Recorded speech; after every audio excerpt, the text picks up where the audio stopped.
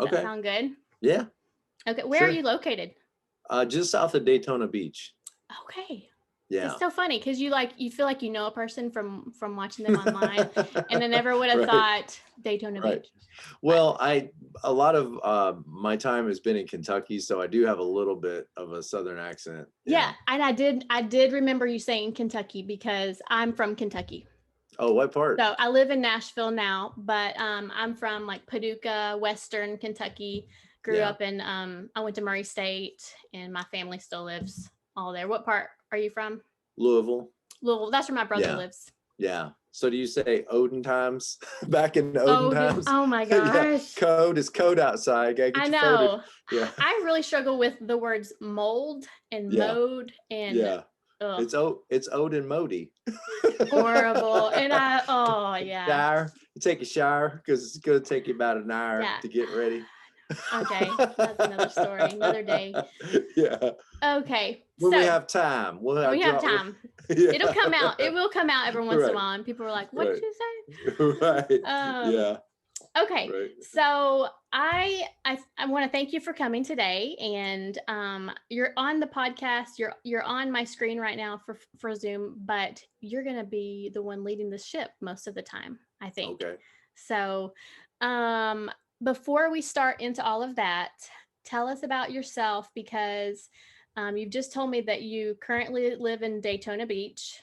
I know you have like 25 kids-ish.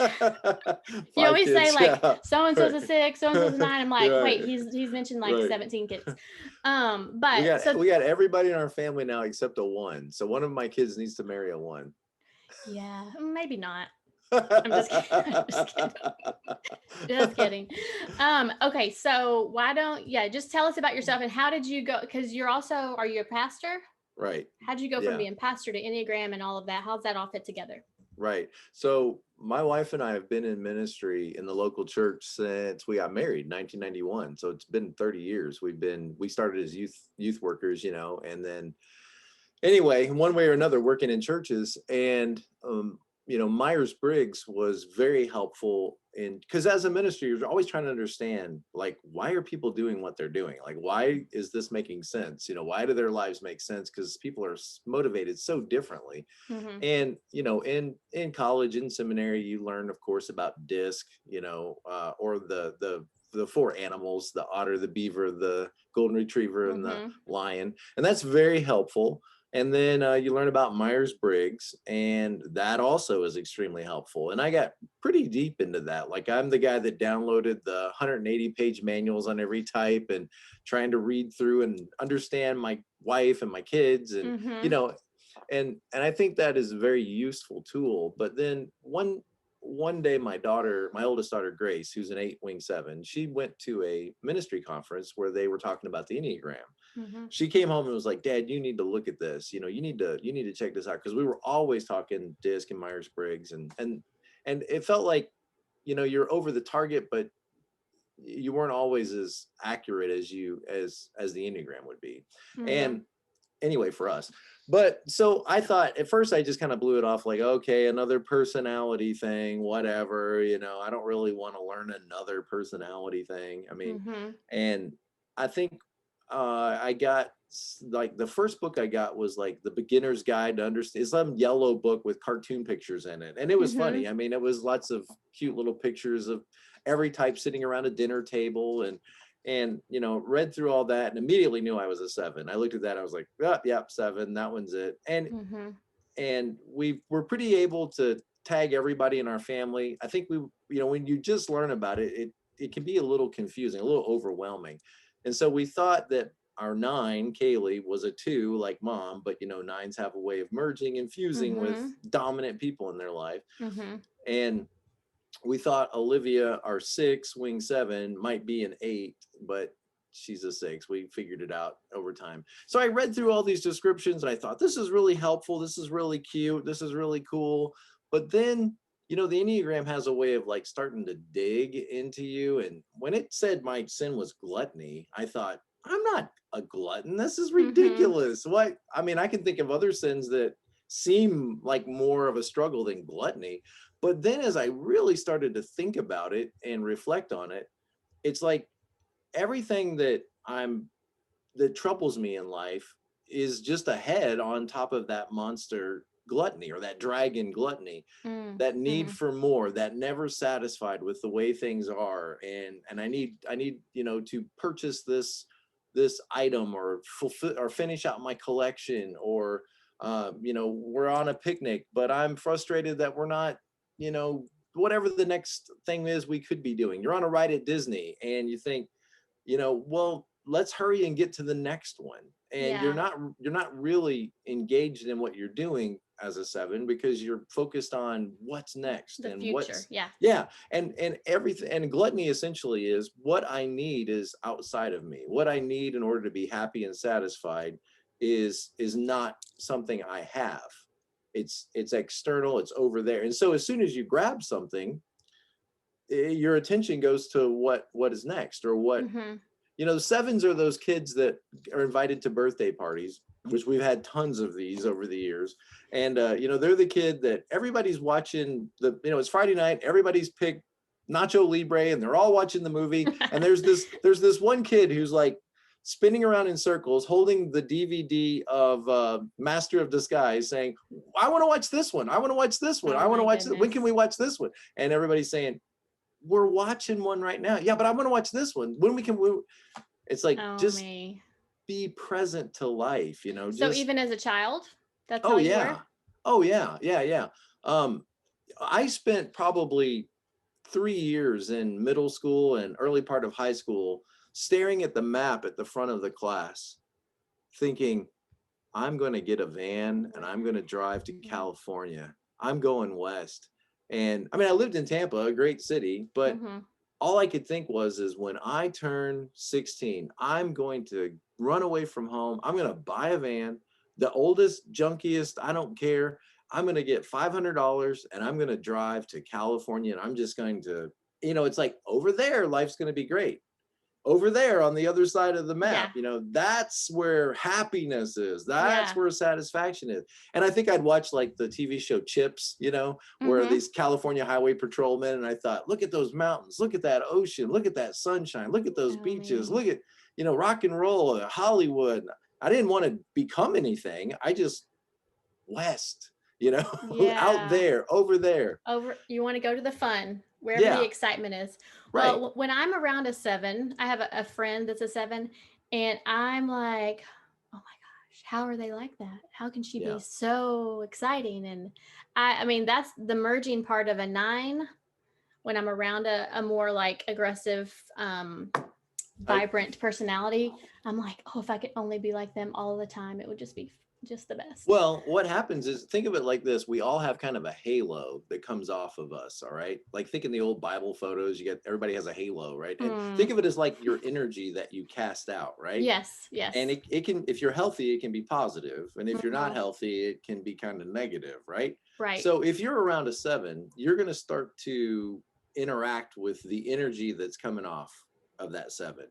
So Mm-hmm. you're going to start thinking things like, maybe we Right. do need to go to that thing or buy this thing. Maybe I'm missing out because I don't have Disney passes, or I don't, Yeah. and 7s can talk you into things when they're not really trying to. They're just sharing this cool next thing I found. Right. Start your conversation with a 7 with like, what are you into now? And they'll have something that is dominating their thinking, and it's something external to themselves that they feel like if they could get that or do that, then they'd be happy and Right. satisfied. So once you get to Disney, to the place you're going with your family, and you've got your Right. 6 and your 9 and all these personalities, are you like getting blamed because things aren't going as well as they thought? Are they Well, like, oh, 7s are, dad? Ugh. no, 7s are going to blame others. They go to 1, Oh. right? 7s have that line to 1 of frustration and Ooh, that's anger. tricky. Yeah, That is because tricky. you guys are slowing us down. You guys are slowing us down. Come on, we could be going faster. We could be doing more. We could squeeze more into this day if everybody would speed up. Come on, let's go. Right. And yeah. I see how that works. I see how that works. Okay. Well, I'm glad you're here.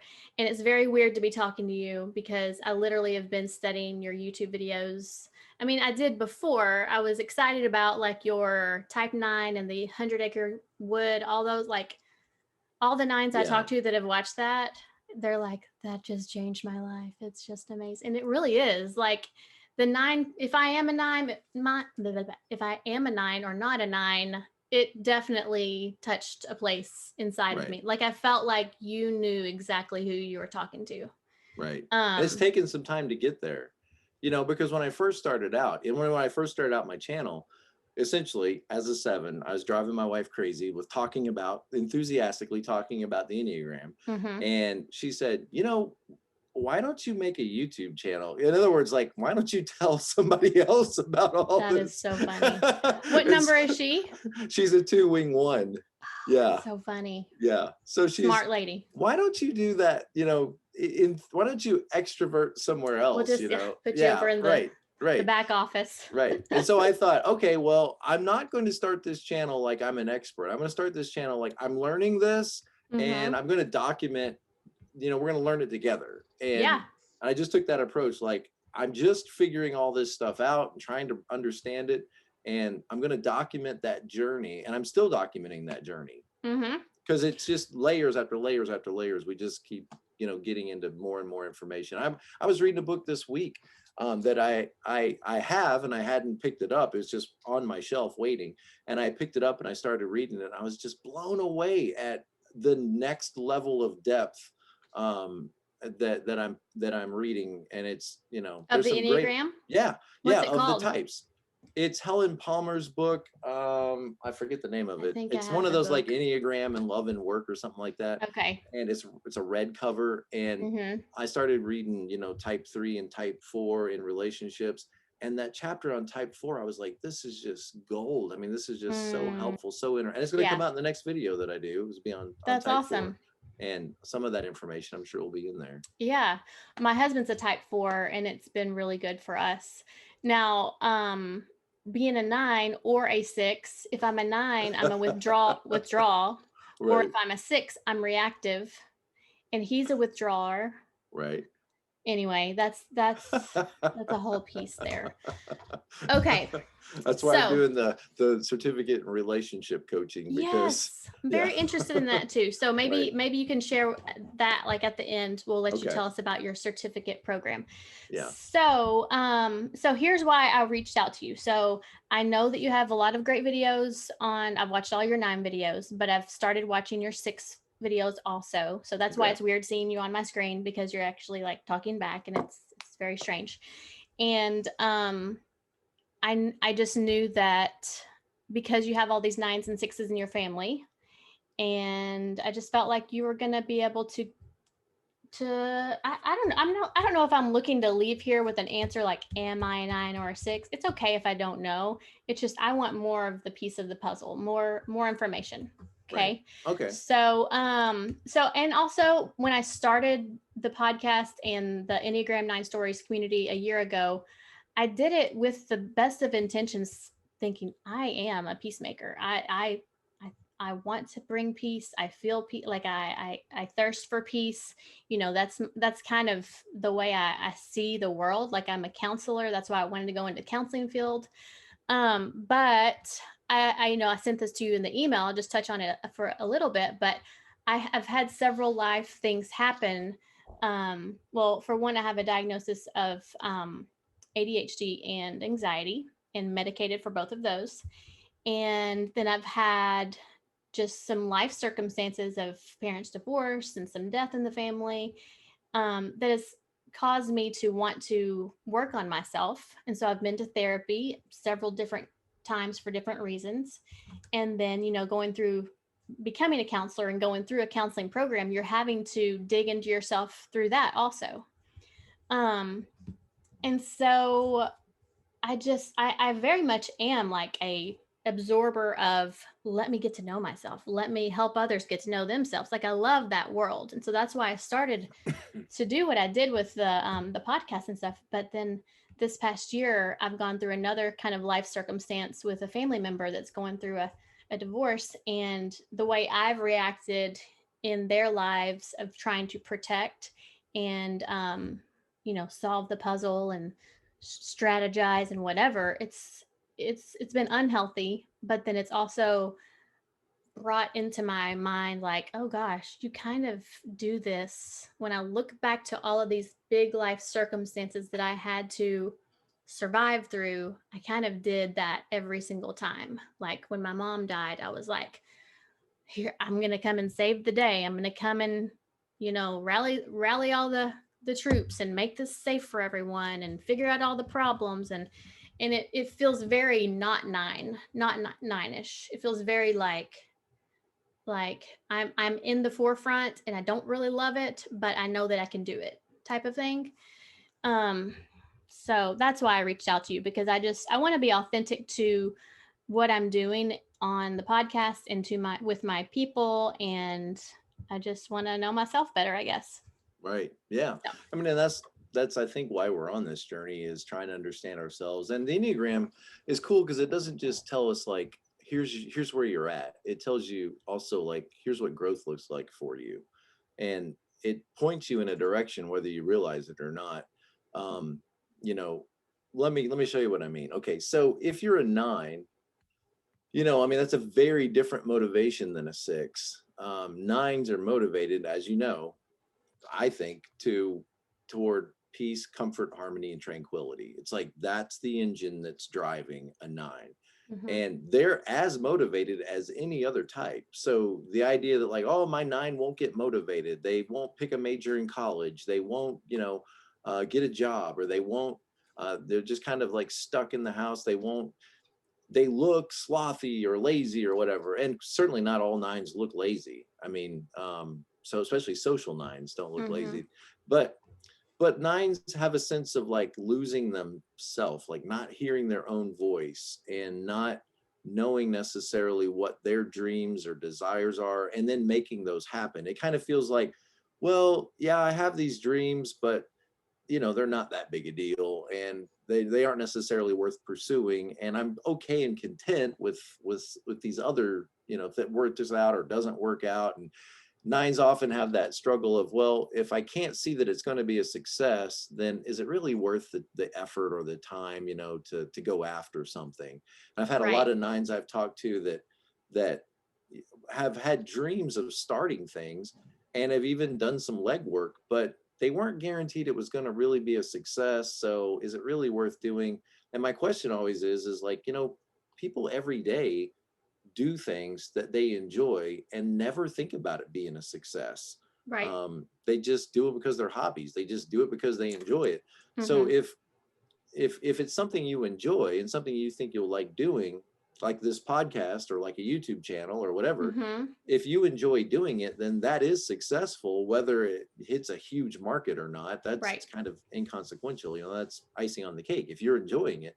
mhm, So nines are very driven 100% of the time toward what will bring about peace and harmony. And when they're not doing well, when they're in low health or average health, and realize, I think most people, you are going to be somewhat of an exception, because not everybody's gone through counseling degrees and seminary and are consciously working on developing themselves. Most right, people aren't. Most people are just watching Maury Povich and eating pizza. I mean, they're yeah, they're not they're not developing themselves per se. They're just getting through life. And so on average, people just like physically are kind of unhealthy right now, mentally and psychologically and all these other things. People are pretty unhealthy usually. So mhm, a low health 9 or average health 9, or you're going to see them trying to go after whatever they think will secure and maintain their own peace, happiness, harmonize with others, and their own tranquility. So for example, if there's conflict at work or there's a troublesome person in their life, you'll see them withdrawn type. You'll see them withdraw away from that situation because there's discomfort over there. There's this creepy guy at work that says these creepy things. So I think I'll just go around the other side of the building and go in through the exit door, because I mhm, just don't want to have that confrontation. So there's a mhm, very motivated 9 pursuing their own peace mhm, in that effort, or harmonizing with people. If you've got somebody that's big and strong and powerful and they're going to be dominant, the nine, you'll see them working to harmonize with that person. And they say to you, hey, Lindsey, I need you to help me move boxes on Saturday. I don't have anybody to help. And would you be willing to come and help me move boxes? Because I need somebody. And, you told me once before that you would be willing to help if I ever needed anything. And in that moment, the nine just feels like almost like they have to say, sure, yes, I'll come help you move boxes on Saturday. Mm-hmm. When if they could just, and here's the sloth, if they could just listen to themselves for a moment, they would clearly hear they don't want to move boxes for this Right. jerk on Saturday. They don't want to give up their Saturday and move boxes, but they almost feel compelled, like I must say yes. That other person's desires are the priority, and I need to harmonize with that, or they're going to be upset with me. And they're feeling this very passionately, and ultimately, I don't really care. And so you'll see the nine like telling themselves, rather than listening to themselves, telling themselves, I don't really mind. And they didn't have anybody. And, I was going to go to the gym. Now I won't have to go to the gym. And they'll try to like rationalize why what they're doing is really what they want to do. And Yeah. I didn't just end up in nursing school because somebody took me by the hand and said, hey, this would be a great job for you. No, I really wanted to do this, I think. And the nine Mm-hmm. kind of just ends up in places where other people sort of lead them. If they're not careful, if they're not healthy and they're not aware and they're not thinking about these things, nines just harmonize Yep. with people. They tend to picture frame around what people need. They don't think of themselves as a real picture. They're like, well, what you need me to be now, and that makes nine so easy to get along with, and because they do kind of limit themselves to Mm-hmm. be in the lives of others. But their fear is, if I don't do that, other people will withdraw their love from me. Mm-hmm. If I'm not content living under the stairs, right, Harry Potter, Mm-hmm. then I'll get kicked out of the house. So I just need to just be quiet and just, it's okay if the what's his name has two bedrooms. At least Right. I've got a place under the stairs, and if I speak up, whatever little bit of love is left for me will be Yeah. withdrawn from me. Now I'll say that when I think about a lot of what you just said, I'm like, yes, like I definitely would be the one to, go down a different hallway if I'm going to avoid the creepy guy at the end of the hallway. Like I'm going to go this way, don't want to have an uncomfortable conversation or don't want to have to say, I'm sorry, I have to leave. I want to be kind. And so I would do that, like that type of thing. So a lot of, and I want to kind of write down some examples you're saying because you're hitting some bullet points for me as far as the nineness. When you talk about the like the meek part of the nine, the Harry Potter meek, like, well, at least I've got a place, and yeah, they do have two, but there's a part of me that's like that brings out like a bear inside of me that's like, no, that is not just. I'm going to have, and I haven't always been that way. So that's the confusing part. Like I need a place that's good for me. I don't need to be underneath the staircase. That's not fair. That's not this isn't comfortable. Like and so I know I've been starting to come out of my shell and like speak up for myself more. So how do you figure out if it's like that's just me being stronger as a nine and Well, maybe I've practiced that a little more or yeah, the what? problem is, like, let's say you're a nine wing one, which if you are a nine, you sound like a nine wing one. Okay. So that would mean your dominant wing is, do the right thing, be responsible, don't leave a mess for others, don't be a problem for others. And the moment you feel like you're not doing that well, the six that you have aligned to will kind of bark at you back into that do the right thing. Like, other people will turn against you if you misbehave and you cause a problem, if you make a scene, other people will be upset with you and you will lose connections with people. So that with a typical nine wing one, they're going to hear a lot of the one stuff and they're going to hear Mhm. a lot of the six stuff. But Mhm. the Enneagram is cool because it's, if you're a nine wing one, it's pointing to you like what growth would look like. It's saying eight, eight, eight, eight. Eight is your balancer. Great. Yeah. You don't look at an airplane and say, hey, look at that airplane and also the wings. You Mhm. just look at the wings as a part of the airplane. And if Right. you're a nine, you have two wings. The other wing is the eight wing. Mhm. And The 8, is there because you need it. It's not there arbitrarily. Like, it's not like, oh, it just happens that an 8 is the wing of the 9. It could Mm-hmm. have been anything, but it just arbitrarily was there. No, I don't think so. I think the 8, if you think about an 8, they need a 7 and a 9 wing to balance out all of that dominant 8ness.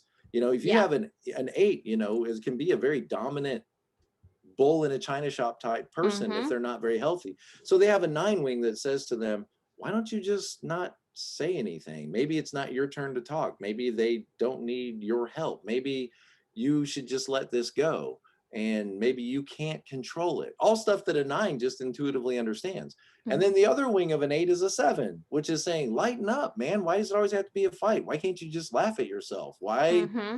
Why can't you be more personable and charming and just, be fun at parties? Why does this have to be who scheduled this party? Why is this on my calendar? What time are we leaving? Why Yeah. you get that 7 stuff there to just kind of so when you think about a 9, on the one hand you have a 1 wing, and when I talk to 9 wing 8s, the 1 stuff, they feel all of the anxiety when you start talking about to-do lists and getting your work done by the end of Friday before you go home for the weekend, and prioritizing and scheduling stuff, all stuff Mm-hmm. ones do without thinking about it. Mm-hmm. Delegating work, all of that 1 stuff, 9/8s, they start to feel all of the 6 anxiety. When I talk to 9 wing 1s and you talk about 8 stuff like confronting people, Mm-hmm. telling people, I'm sorry, I can't help you with that, and not giving them reasons, because 9s love to give all their Oh yeah. saga. Yeah, Yeah. if you were to just say to me, yeah, Tom, sorry, I can't help you move boxes on Saturday. You have every right to control your life. The 8 is telling you that. Hey, Lindsey, you have every right to control your calendar. If you don't want to do something, tell him I don't want to do it. You don't have to Mm-hmm. explain to him why. See, if you're a 9, right? You project, we all project our personality out into the world as Mm-hmm. though everybody thinks like us. Mm-hmm. So one of the superpowers of the 9 is the ability to see other people's perspectives. They don't see their own perspective very well. They tend to shut all that down, because if you were to hear your voice, it would feel like problems that needed to be dealt with, and you don't want to deal with problems as a 9. You want peace. So Mm-hmm. you tend to project out, like, if other people just understood my perspective, then they wouldn't be upset with me. So let me give them 7 reasons why I'm not able to help them with their boxes, and they'll surely they'll understand. But Right. other people don't care about your perspective. Some people just want you on their agenda. And when you start saying, well, I can't help you because I got to take my dog to the vet, all they're hearing is, let me solve that problem for you. I'm a problem solver. I'll solve that problem and get you back on my agenda doing what I want you to do. Stuff you would never do as a 9. A 9 would Right. never do that to other people. You would just accept, oh, well, he had something else he had to do. It's none of business of mine. It's fine. It's Mm-hmm. All right. So talk to me about 6. So Okay. you've given me a good overview. I'm gonna take notes because Okay. I'm All gonna right. forget all this. Okay. So, the 9, when they're under stress, they're going to look like a 6. They're going Mm-hmm. to start doing 6 things. Like one of the first things I think about 6s is they want to know, what do you think? Does this make sense to you? 6s are problem solvers. They're some of the best problem solvers of any of the Enneagram types. The problem is they have this glitch that they're not necessarily sure that they can come to a conclusion for themselves with their own problems. So if you go to a 6 and you say, hey, I've got this, should I move to Kansas? Should I move to Missouri? Should I take job A or job B? 6s are exactly the people you want to talk to, because they will problem solve with you. But Mm-hmm. when they're faced with the same dilemma, they have a hard time really feeling like they've come to the conclusion and they're sure they're right. They know what to do. It's hard for them to have peace about that Mm-hmm. decision.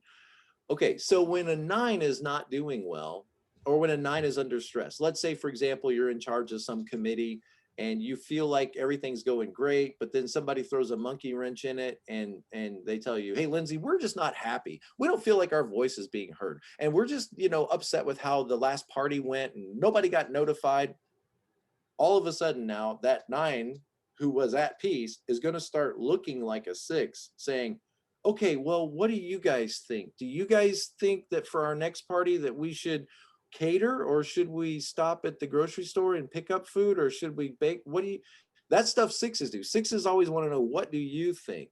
Does Right. this make sense to you? They're looking kind of for the people with experience, where fives want the facts. They want the data. They want, the raw data and analysis. What do all the studies and surveys say? Sixes are much more folksy, and that they kind of want to talk to somebody who bought one and actually drives it and has experience with it, and they want to know grandma's wisdom. Like, well, what do you think? I mean, I want to talk to a real person that actually knows, that's tried this. I want to talk to somebody who's raised kids and get Yeah. their perspective. So sixes are very interested in the expert's opinion. Like, what do you think? What does this make? And they need to talk that out to feel like that they're coming to a conclusion with this. Nines are naturally at peace with stuff unless they're under stress. Then you'll see a nine look like that six. Well, what, I guess we need to get everybody on the team to agree before Hmm. we move forward, right? Yeah. Sixes, So good. if I can interrupt, so Mhm. a dilemma that I have here is because I've mentioned the anxiety and the ADHD. So ADHD, and it's so interesting reading, like being in different nine groups on Facebook, because people talk about, maybe I have ADHD. Whoa, these are a lot of these, like not being able to get things done and checking out and being unmotivated, sound like that. And then anxiety, also I have dealt with fear my whole life. I've dealt um with just fears that I mostly kept to myself. Like, I've never been a real anxious person to go out and ask other people things of how they can help me solve my anxiety. It's just all internal, and I'm just trying to work it out.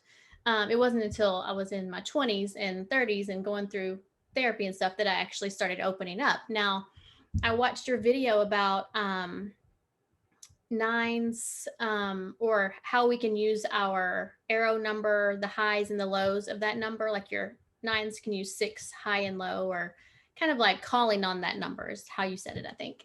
And you talked about, nines real or sixes really reach out to people. So nines, you really need to be reaching out, calling if Right. you're having They're issues, warned. Yeah. process that. And that is totally correct. Like, I have got to get this internal angst outside of me and let somebody ask me lots of questions so I can process it. And then I'm like, okay, I see. I'm more objective about things now. But like in my household growing up, I was the youngest child. And my sister's a nine. I think my brother's a five. I'm a something. And but the role that I played in my family was just youngest, little, like my dad was a pastor, cute little, the little girl in church that was running around, and everybody was like, oh, there's Lindsey wearing her frilly little dress. I just like smiled at everyone and just played the cute role. Like, that's the role that I fell into, the youngest child. And I knew how to be daddy's little girl, and I knew what I was doing. But I will say, and Dad, if you're listening, I hate talking about this, but because I would never want my dad to think that he failed me. But because ultimately, I think that everyone's just trying to do their best. You know what I'm saying? Yeah. But it's like when it comes to how we're parenting our kids, we never know what they truly need, who they were born to be, and what their needs were. Like, if they were born having a bent towards fear, if they were born having a bent towards, anxiety or whatever. So I was a very fearful child. And as I'm looking back, I just kept all that fear inside. And I wish, in hindsight, it would have been nice to have had somebody um, really like walk with me through those fears. And you're safe. It's okay. I'm here, and like really nurture that. And like I have my husband Jonathan and I have a daughter. She's 7, and I'll share two situations like this since I've been an adult, that somebody came in and rescued someone, and it like touched a place in me that I was like wanted to cry immediately. So Haley was having a bellyache. It was a few weeks ago, and she hasn't really struggled with a lot of ailments, and so she's like, oh, my stomach. And I was trying to like, okay, well, let's lay down, let's go to the bathroom, let all the medicine, whatever. And she was just like, oh. And everything I was giving her was very, I was panicky inside, trying to stay calm because I knew she had never experienced the pain she was having. But I was just, I don't think I was coming to her with any strength. I think she needed strength. And I was just trying to like, okay, well, it could be this, and you're going to be okay. It's all right. We'll figure this out. And finally, I was like, hey, Jonathan, come here. And he came in. And as soon as he saw the panic on her face, he said, Haley, you are okay. I promise you, this is going to be okay. And she just like immediately stopped crying. You could just see her get calm. And it just, even now talking about it, I'm like, oh my gosh, like there's something about that safety and security that he gave her in that moment that I feel like is a hole in my heart in some ways, or a lacking place in myself. Had another situation at work where I was um, just dealing with a, kind of disgruntled parent, and I was freaking out a bit, and my coworker and I had a good trusting relationship, and she just looked at me and said, do not let this parent ruin your day. This is just one parent. I mean, she just like spoke to me like she was the voice of God. And it was that same thing like, oh, I just thank you so much. I just needed that. I just needed you to just tell me I was safe. And so I don't know. Do you see peacemakers? And if I kind of have felt like I'm either a nine, a social nine, or a social six, just in reading the descriptions and watching your videos. But um, do you see peacemakers talk a lot about safety and fear and this need for that type of thing? Well, I think I've seen plenty of nines struggling with anxiety Mm-hmm. when things aren't going well. That's pretty common. One of the, when somebody, like if somebody says, well, I might be a six, I might be a one, I say, oh, okay, well, if you're a one, how does anger show up? And they might think of a few things. And I'll say, what about anxiety? Oh, yeah, anxiety is a lot more than anger. And they would say, Mm-hmm. okay, well, let's assume then you're a six. It could be a nine, because nines do, I think, and other types do too. Fours tell me that they struggle a lot with anxiety. But, Mm-hmm. um, you know, I think of nines as anxious that something's going to be a problem. Like nines don't want problems. They don't want to have to deal with problems. I know I'm making very general statements, so I'm sure that there's some nines out there that love problems, but nines don't want to be a problem, and they don't want to have to necessarily deal with problems. And so you'll see a nine really get upset if you keep bringing a problem to them. If you say, like, for example, hey, did you get that insurance bill in? Because it's got to be in by the end of the week. And then the next day, hey, when are you going to get that insurance bill? And it's like nines are willing for you to have a problem, and they will sit there and help you and let you talk all you want. They'll be patient with you as long as it's clear that the problem is yours. If I start to hand that problem to you, you'll see a nine tend to want to retreat to go toward their peace and comfort. They don't want to have a problem. Mm-hmm. Sixes on the other hand are kind of turning things that aren't problems into problems. Hmm. And so sixes aren't necessarily afraid of problems or dealing with problems. They tend to create them even when they're not there. They tend to see things as problems when they aren't necessarily problems. Mm-hmm. Nines have a tendency to not see a problem, even though it is a problem. Yeah. And you're like, wake up, nine, this is actually something you need to show up for. They don't want to see it as a problem or as their problem. Sixes, Right. on the other hand, are going to see things, that aren't even necessarily actually in front of them. Mm-hmm. They'll perceive that those could pop up, and you're thinking all the time, like, this is not a problem. Why do we keep worrying about this problem that may or may not even happen? With a nine, why don't you worry something about the actual problem that's in front of you?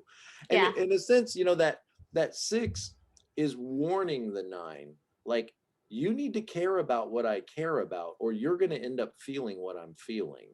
Mm-hmm.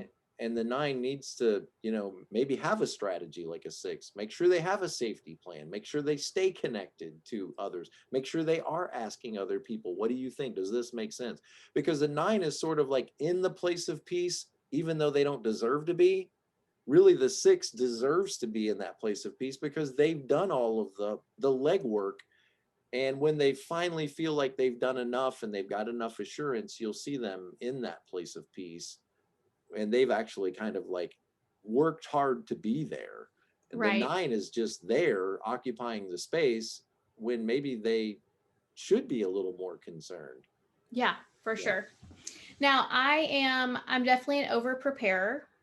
The 6 wing, if I'm a 6, then 6 wing 5, like I definitely resonate with that. Like I like to read, I like to get all the information, and then if I hear something else and I'm like, oh, that too, I need to add that in here. And you said something in a video like this is a confusing thing about the merging.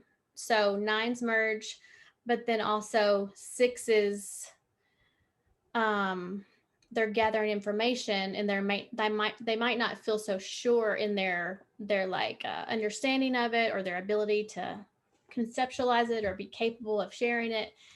And so what I'm saying is, I found myself when I worked in a school setting as a counselor, I'd have to talk to parents, to kids, to teachers, and I'm like this middleman, and everyone I talked to would be giving me new information.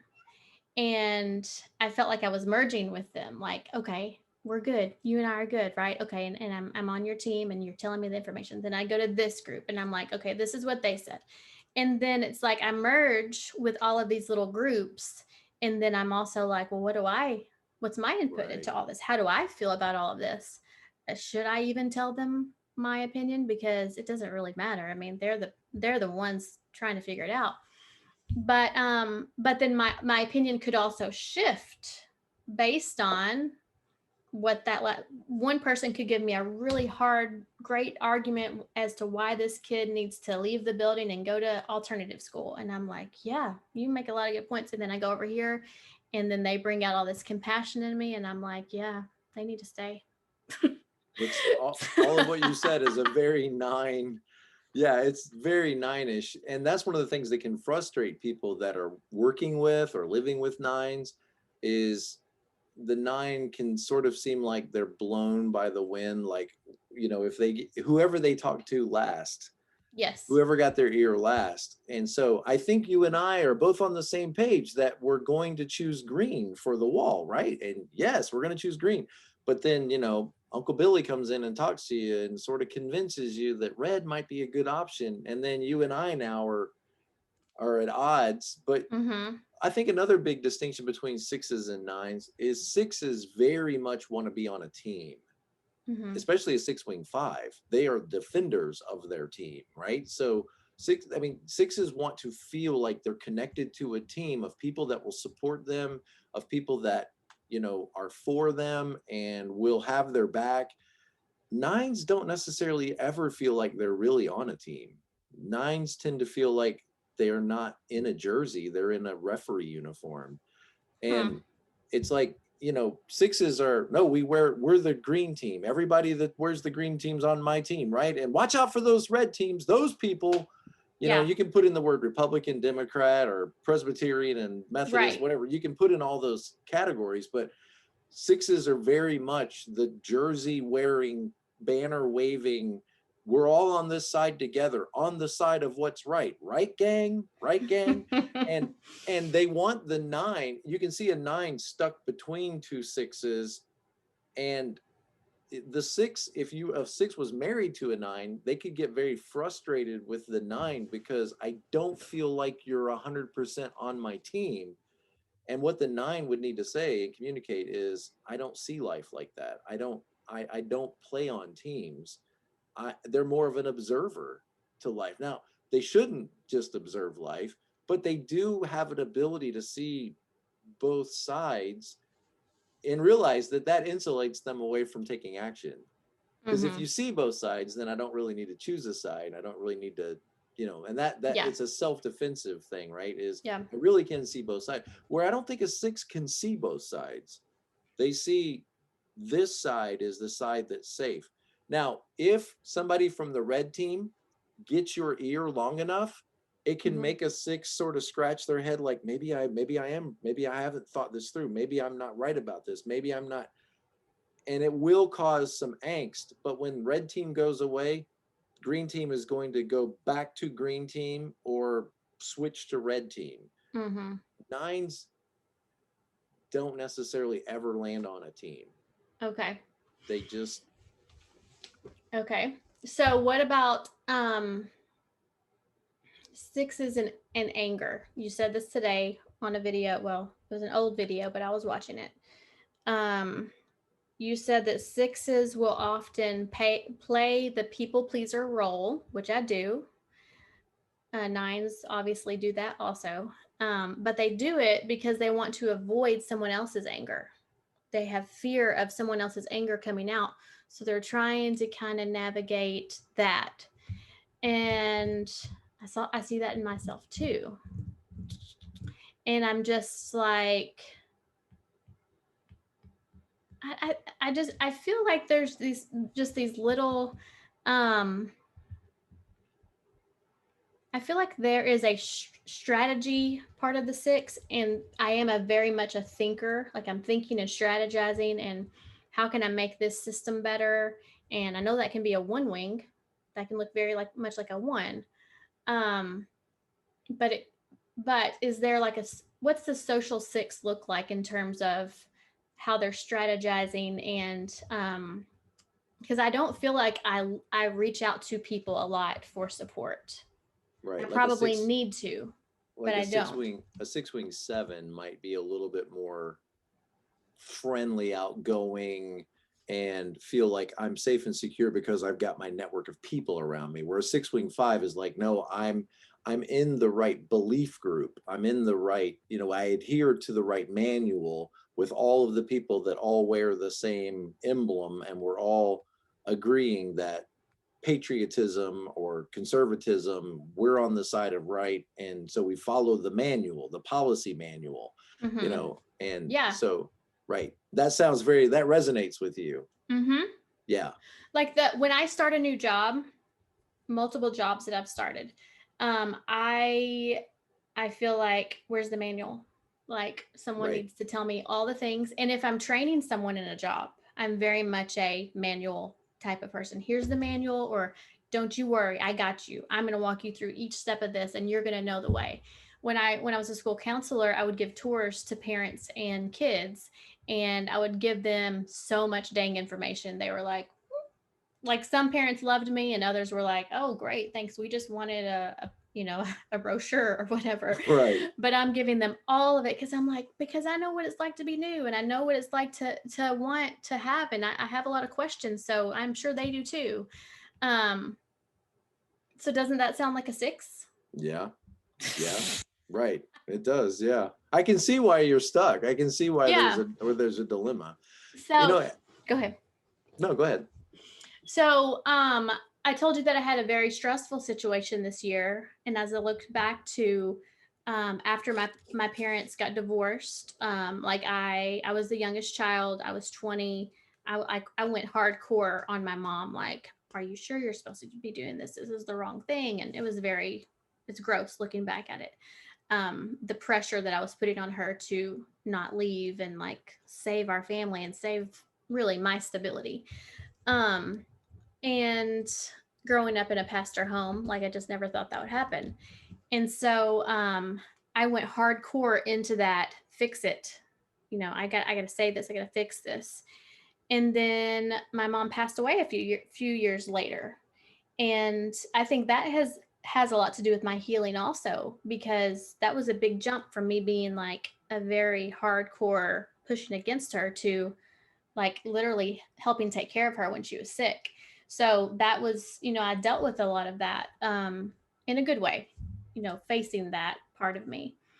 But then this issue this past year that I've been dealing with, I find that I will do let's figure out all the things that could go wrong, and let's research the things, and let's just, get ourselves as safe as possible, so that when we get there, we're going to feel pretty good walking in that we've got our things in line. um but those are all stressful situations. Yeah. You know what I'm saying? So how do you know if you're a 9 in just a really stressful time period, or you're a 6 that's just being a 6? Yeah. I mean, from everything you've said, from just this short, brief encounter, I would probably roll the dice and say chances are you're a 6. That Roll the that dice and say I'm a yeah. 6? Whoa, I okay. I mean, I would, if I had to tip the scale one direction or the other without actually like going through, everything I tend to go through with coaching appointments, Mm-hmm. is I would say all things considered, you grew up in a good home, you have a great education, you're very much into, self-improvement, self-actualization, being the best version of yourself, healthy relationships. It's far more likely, in my opinion, that you're a 6 that really leans in or connects to that 9, to a Mm-hmm. healthy place, than that you're a 9 that is extremely unhealthy all the time, living in this 6 place. Okay. And like what you described with your mom is, sounds very 6-ish, very sweet and salty. Sweet and salty. Yeah. When you Yeah, said that, I was like, yeah, it's yeah. like I'm for you, I'm for you, I'm for you. What? I find out that you're not for us, I'm against you, I'm against you, I'm against, and 6s are very much like that. They tend to be, they tend to exhaust us other types with all of their help and their questions and what about this, and have you thought this through, and let me show you all of the information that you need to know, because you got that 5 wing. Let me show you all the information, let me help you by showing you all the information and stuff that you don't realize, and stuff that maybe I don't see 9s doing a lot of that. Right. um I'll say this though, because I feel that's why I don't want to be a 6. What you just said is why I don't want to be a 6. And I saw the look. yeah, You're like, you as don't want to be a as 6. as soon as you one of them becomes painful, chances are that's the actual type. Okay, but let me say this. Okay. Um, I lost my train of thought. I don't want to be 6. Okay, because the 6 in my mind is like, before they make a decision, they're like, they're asking a lot of questions outwardly to other people. Like all the questions I'm asking, I'm working on it on my own. It's all internal anxiety, and I'm doing all that work internally. And so I don't want to be annoying. Right. And I don't For think I fear honestly, that other people will be upset with me. yeah. Yeah. And Which is I don't want to stick out as being annoying. I don't want to be like, oh, here's her question again. Like, here we go. And so I literally have not asked questions through time. And so when you say that 6s can start to kind of get on your nerves and do that, I'm like, but I don't do that. I don't want to again, get on anyone's nerves, and I try not to. right. And you've learned over time that it's getting on people's nerves, right? And a 9 is not going to learn that I'm getting on people's nerves, because they don't get on people's nerves. 9s are They're not just over. precious. 9s They are not, they're not over asking all the questions. They're not worried about the exam. They're not digging into, how do we know this for sure, Professor Brown? And you might be leading us off a cliff, and I need to research this and they're not doing all that stuff. So they don't have yeah. to tell themselves, oh, limit yourself, because, if you feel yourself limiting yourself, then your natural impulse then is a 6 natural impulse, not a 9 natural impulse. You're telling yourself, stop doing this. People are going to be upset with me, because it's happened in the past. People have told me Yeah, I that. see what you're saying. Right. You said something on a video. You said that 9s, or you said 6s, will leave a meeting and they'll go out to work with their buddies and be like, oh my gosh, I was just wanting to say this. And I was like, ooh. Yeah. And just a few trusted friends, I could just let loose my anger and my annoyance and my. Okay, I do want to ask you one last question. Is that okay? Yeah. Okay. So, talk to me, because you mentioned in a video about like sixes and their thinking center and how they separate it from their Right. feeling and their action, Right. and then nines. And talk about Okay. those two things. Okay. So if you look at the Enneagram, right, we're all in one of three different triads: the feeling, action, or doing, feeling and shame, worth, doing, action, gut, thinking. Okay. Mm-hmm. So fear. So we're all in one of these three. Mm-hmm. Okay. So I'm a 7. So I'm in the thinking group. But right next to me, the closest group next to me is the doing group. And Okay. then the farthest away from me is the feeling group. So you can kind of imagine that thinking is going to come first. I'm going to try to deal with my fear because I'm in a fear group. Mm-hmm. So I'm going to try to deal with my fear by thinking about what actions will give me the feeling I'm looking for. So what do sevens want? Happiness. That's a feeling. Mm-hmm. Okay. What are they doing? They're coming up with all kinds of things we could do to be more happy. Okay. You see how that worked? Yeah. Okay. So sixes are on the triangle Mm-hmm. where you're in the center, and the people in the center, wouldn't it be nice if you were just balanced, right? It was like thinking, feeling, and action. But see, you're in the thinking group and you're equally removed from the action and the feeling group. So what that Yes. means is the people in those triangles, they tend to operate in one or the other, but not simultaneously both. So for a 6, they would tend to operate in feeling and action or thinking, and you Mm-hmm. kind of swap between those two. Okay. So what are you feeling? Fear. Okay, so fear is the problem. So we're feeling anxious, worried, and we're taking action that Mm-hmm. will alleviate that fear. Yes. So your brain works in like, okay, this could happen. We could lose our job. We might lose our house. We could be invaded by Poland. Whatever it is, you got these fears. The price of meat is going to go up. There's Mm-hmm. not going to be clean water available. And it's like, okay, so the fear, and then immediately what comes next? Action, fear and action. So you start taking actions to alleviate your fears. Yep. And then somebody over here on the side taps your shoulders and says, let's think about this for a minute. And the thinking has been separated from the feeling and the action. And so Okay. if you're drawn over to think about it for a second, in other words, if you could pause for a minute before I take any actions, before I just jump into, I need to call somebody, I need to go to the store, I need to cut out these coupons, I need to order now. Before I do that, let me just think about this for a minute. Let me Mm-hmm. just think about it. And if I could just think about it, I might realize I don't really need to take any action. What I'm fearing when I think about it isn't really necessarily something I need to worry about. Yeah. One of the great revelations of the Enneagram is, if you were another type, would this be bothering me right now? That's a powerful thought. In other words, this is where it does get a little metaphysical, and I tend to stay away from the metaphysical, ethereal Mm-hmm. stuff. I'm very practical. I'm a 7. I'm very practical. Like, how does this help people? Okay. Mm-hmm. But one of the ethereal, metaphysical things that I really think is very helpful is the Enneagram shows you don't have this number tattooed on you anywhere. So why do you limit your thinking to these impulses and compulsions? You don't need to. In other Mm-hmm. words, you're a computer, and the 6 or the 9 is your software, and it's not always working in your best interest. So sometimes you just need to override it. So this is what this would look like. Sometimes my problem is whatever I'm upset about or angry about or feeling like I need to go do.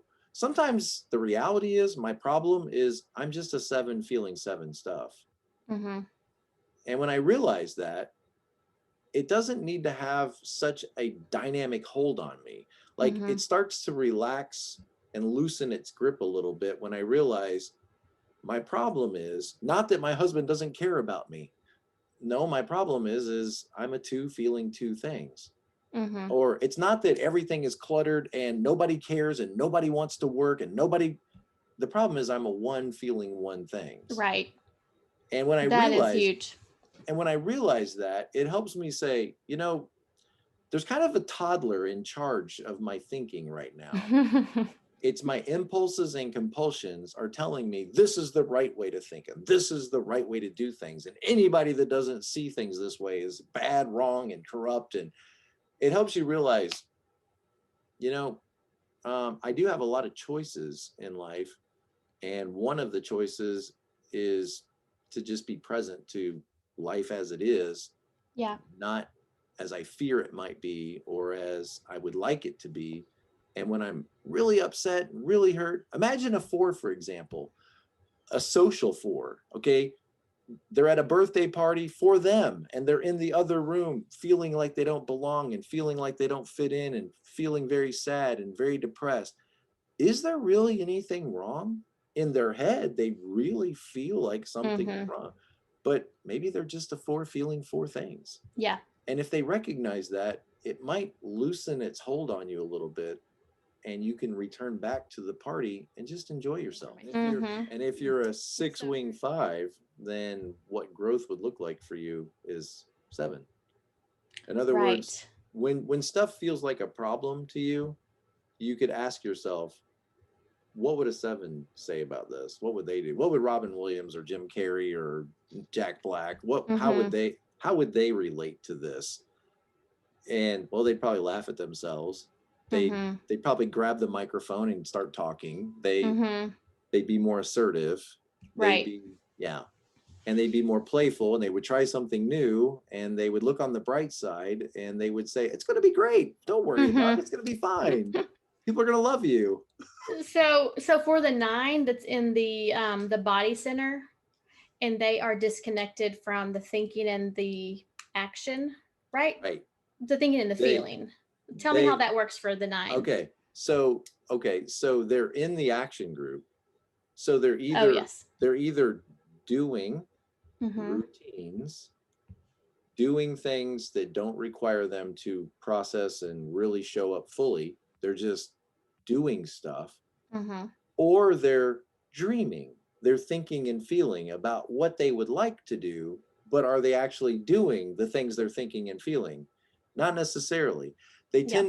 They tend to avoid doing what needs to be done by doing other things. Mm-hmm. So they're in the doing group, but they're kind of separated from doing sometimes.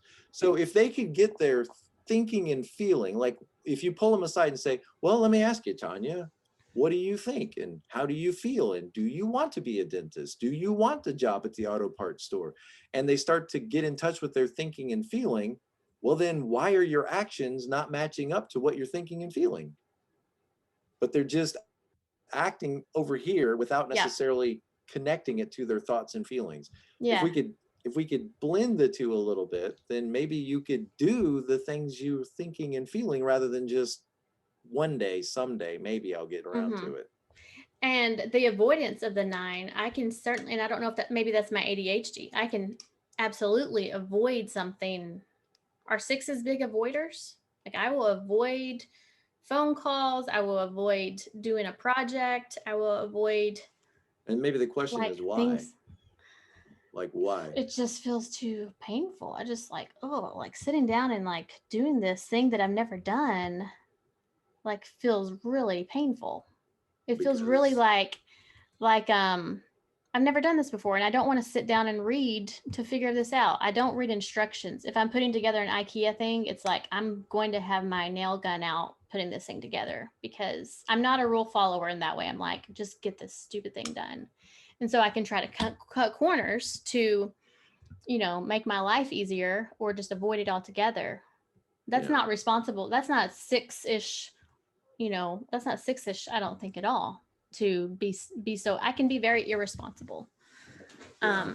with Procrastinating and things that you would think like, okay, time to pay that bill, like it's it's time, but I'm like, oh, but the phone call, the lifting up my phone and waiting on it I do that a ton. Talking to a stranger, and Yeah, like, even if I have the anxiety of there's that phone call you need to make, gotta have that phone call, I'm like, the anxiety is not pushing me to do it enough right now. right. So I just push it down. Right. And yeah, I don't know. I mean, when you said cutting corners, I think of threes, and sixes under stress look Oh, like I'm not a threes. 3. No, but sixes 6 is under under stress. stress. I got you. I got you. Yeah.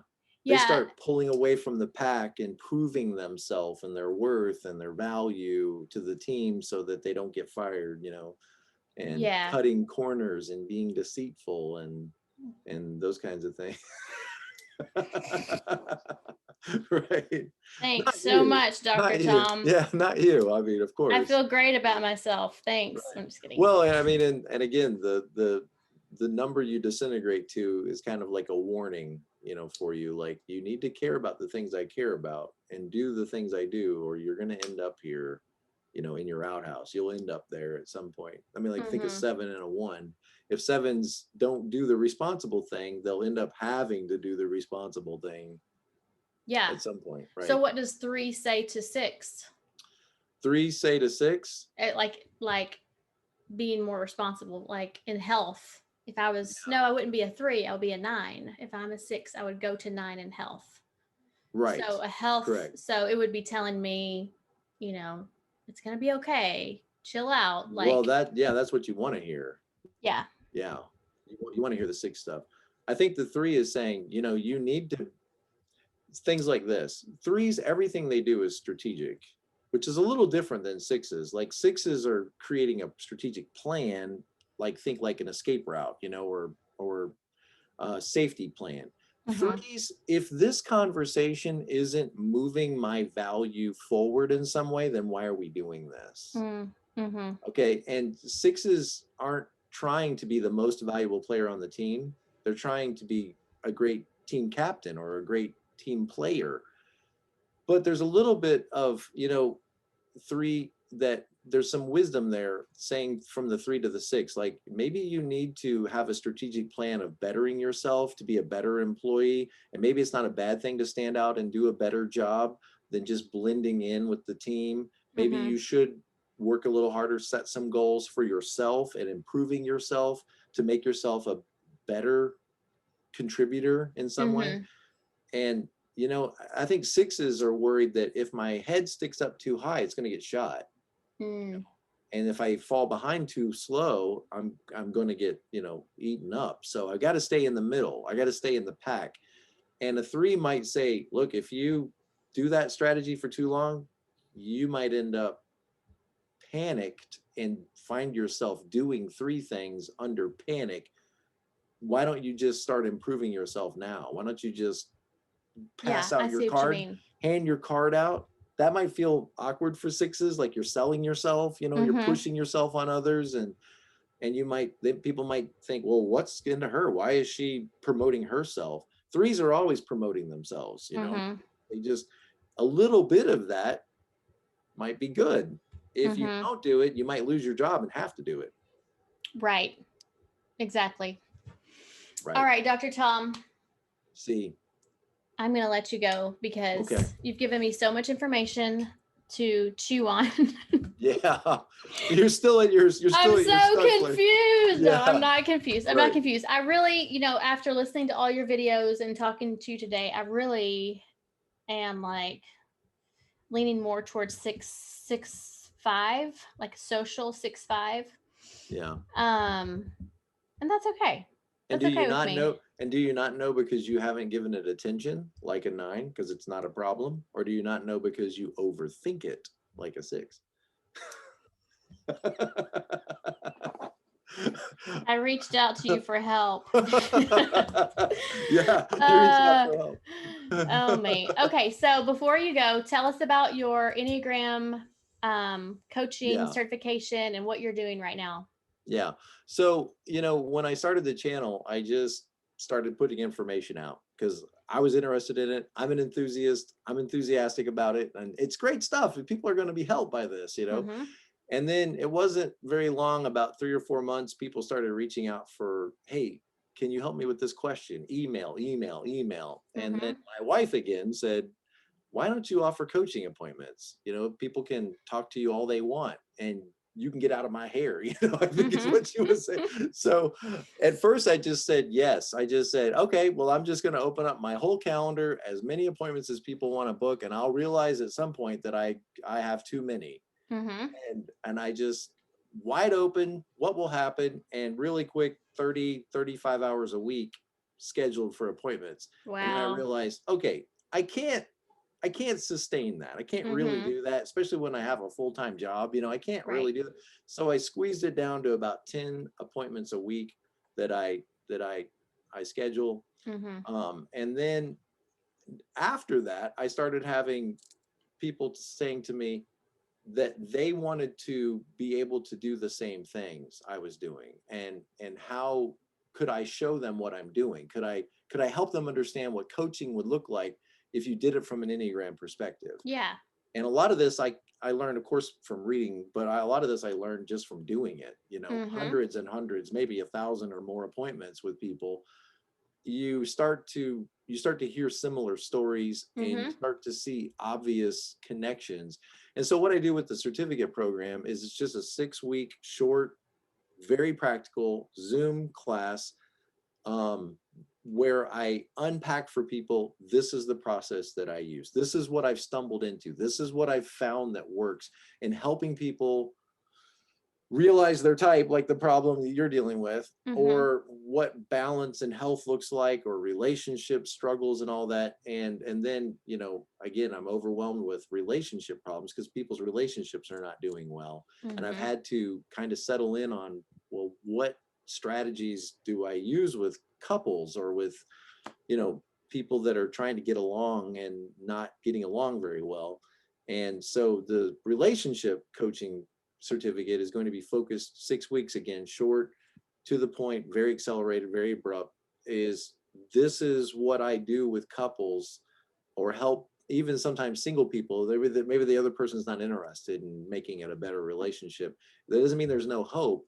But so those certificate programs are designed to help people learn to do what I do, and then they can take it in whatever direction they want. I just kind of take them behind the scenes and say, this is the process that I use with helping people. And some Yeah. appointments, some appointments are good and some appointments are great. And those great ones are awesome, where you really feel like you've helped somebody, reach another level Yeah. in their Or turn a spiritual corner, health. Or or yeah. yeah, exactly. That's great.